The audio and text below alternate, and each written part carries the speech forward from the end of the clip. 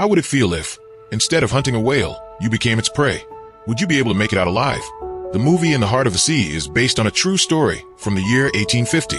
This real-life event was also the inspiration behind a historical book. But did they actually survive among thousands of whales? To find out, watch this video till the end. Now, let's dive into today's movie plot perception. The beginning. The year is 1850. A writer visits a man named Thomas to hear his story. However, Thomas refuses to share it because he has never told anyone before, not even his wife. When Thomas declines, the writer offers him a large sum of money, but he still refuses. Frustrated, the writer gets up to leave, but Thomas's wife stops him and apologizes on her husband's behalf. She then turns to Thomas and says, "Sharing your pain will lighten your heart. We need the money. And what's the use of keeping the story to yourself? If you tell it, you'll feel relieved too." Hearing this, Thomas finally agrees to tell his story. He calls the writer back and says, "I am ready to share my story with you." The story begins. Thomas starts narrating, and the scene shifts back to the year 1820. At that time, people were in the business of hunting whales for their oil. One of the most skilled workers in this trade was a man named Owen, who worked for a company specializing in whale oil production. One day, the time for a whale hunting expedition arrives. The crew begins packing their belongings as they prepare to set sail. We are then introduced to the captain of the ship, named George. There was no friendship between George and Owen. They were merely traveling together for the sake of the business. Eventually, all the crew members gather and board the ship. Among them is a young boy named Thomas, the same man we saw in the movie's opening scene.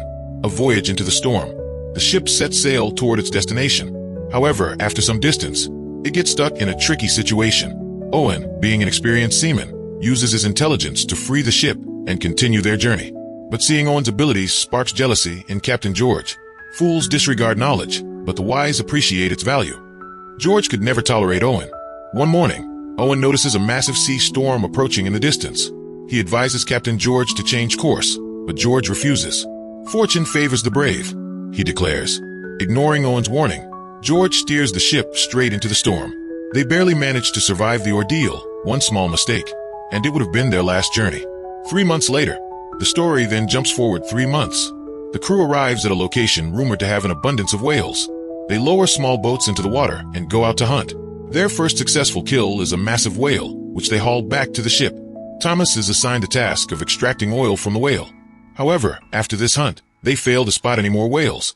Meanwhile, their food supplies start running low. Since they haven't ventured too far from their current location, they speculate that an island might be nearby. They decide to look for an island to rest and resupply. A drowning man will clutch at a straw. They reach an island, gather some food, and learn that there is a large whale breeding ground not far away. So, after stocking up on food, they set sail in search of this location. 4 months later, the big twist. After traveling for 4 months, they finally reach their destination. And this is where the real twist begins. Upon spotting a large number of whales, the crew boards small boats and sets off for the hunt. But suddenly, a giant great whale attacks their boat, causing everyone to fall into the water. Terrified by the sheer size of the creature, some of the surrounding men mistakenly attack the whale. But the whale sees them. Without hesitation, it launches a direct assault on their ship, causing it to start sinking. George was standing at a distance, watching the scene unfold. He then said, "Let go of the whale." They released the whale and got into the boat, taking whatever food they could find. Now, they began to wonder how they could survive and make it back home. When danger strikes, it comes from all directions. Just then, a massive sea storm began again. Wayne's childhood friend was severely injured. The story then jumps forward by a month. The terrifying struggle for survival. By this time, they had no food left. Suddenly, one of them spotted the shore of the sea. They decided to head there. But at that moment, the enormous great whale again rammed their boat. As a result, they all fell into the water and were carried by the waves to the shore. Having gone so long without food, they had become almost like wild creatures. They ate whatever they could find near the riverbank, just to survive. Then, in search of better food, they entered a cave. Inside, they found many human skeletons and bones. They realized that many others had come there before, but no one had survived. The start of the savage game. They began fixing their boats to leave the cave. The story jumps forward by 48 days.